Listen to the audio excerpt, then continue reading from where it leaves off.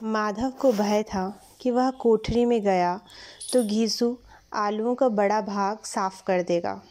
बोला, मुझे वहाँ जाते डर लगता है। डर किस बात का है? मैं तो यहाँ हूँ ही। तो तुम ही जाकर देखो ना। मेरी औरत जब मरी थी तो मैं 3 दिन तक उसके पास से हिला तक नहीं। और फिर मुझसे लजाएगी कि नहीं? जिसका कभी मुँह नहीं देखा, आज उसका उघड़ा हुआ बदन देखूं? उसे तन की भी सुध तो न होगी।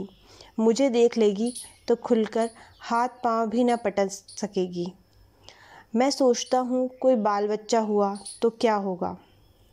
सोंठ, गुड़, तेल कुछ भी तो नहीं है घर में। सब कुछ आ जाएगा, भगवान दे तो। जो लोग अभी एक पैसा नहीं दे रहे हैं वे ही कल बुलाकर रुपए देंगे। मेरे 9 लड़के हुए, घर में कभी कुछ न था, मगर भगवान ने किसी न किसी तरह बेड़ा पार ही लगाया। जिस समाज में रात दिन मेहनत करने वालों की हालत उनकी हालत से कुछ बहुत अच्छी न थी, और किसानों के मुकाबले में वे लोग जो किसानों की दुर्बलताओं से लाभ उठाना चाहते थे कहीं ज़्यादा संपन्न थे, यहाँ इस तरह की मनोवृत्ति का पैदा हो जाना कोई अचरज की बात न थी।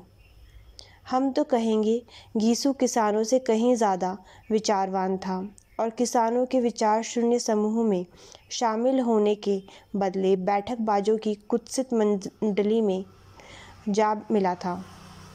हाँ, उसमें यह शक्ति न थी कि बैठकबाजों के नियम और नीति का पालन करता। इसलिए जहाँ उसकी मंडली के और लोग गांव के सरगना और मुखिया बने हुए थे, उस पर सारा गांव उंगली उठाता था। फिर भी उसे यह तस्कीन तो थी ही कि अगर वह फटीहाल है तो कम से कम उसे किसानों की सी जी तोड़ मेहनत तो नहीं करनी पड़ती, और उसकी सरलता और निरीहता से दूसरे लोग बेजा फ़ायदा तो नहीं उठाते। दोनों आलू निकाल निकाल कर जलते जलते खाने लगे। कल से कुछ नहीं खाया था। इतना सब्र न था कि उन्हें ठंडा हो जाने दें। कई बार दोनों की ज़बानें जल गईं। छिल जाने पर आलू का बाहरी हिस्सा बहुत ज़्यादा गर्म न होता, लेकिन दांतों के तले पड़ते ही अंदर का हिस्सा ज़बान, हलक और तालू को जला देता था, और उस अंगारे को मुंह में रखने से ज़्यादा खैरियत इसी में थी कि वह अंदर पहुंच जाए। वहां उसे ठंडा करने के लिए काफ़ी सामान थे, इसलिए दोनों जल्द जल्द निकल जाते।